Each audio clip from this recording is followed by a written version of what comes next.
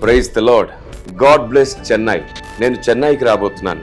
మే నెల 23, 24, 25 తారీఖుల్లో జరగబోతున్న సభలకి నేను హాజరు కాబోతున్నాను. తప్పకుండా హాజరు కండి.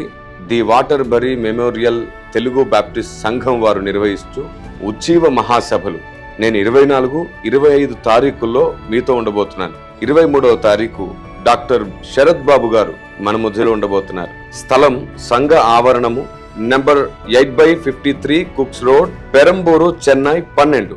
ప్రేమతో ఆహ్వానించేవారు reverend doctor M Paul Eshwarappa గారు, సంఘ కాపరి. ప్రతిరోజు సాయంత్రం 6 గంటలకు సభ జరగబోతుంది.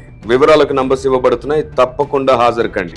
మీకు తెలుసా, ఈ భూమి మీద అత్యంత ప్రాముఖ్యమైనది దేవుని హృదయంలో చోటు సంపాదించుకోవడానికి ప్రతిరోజు మనం చేసే భక్తి సాధన.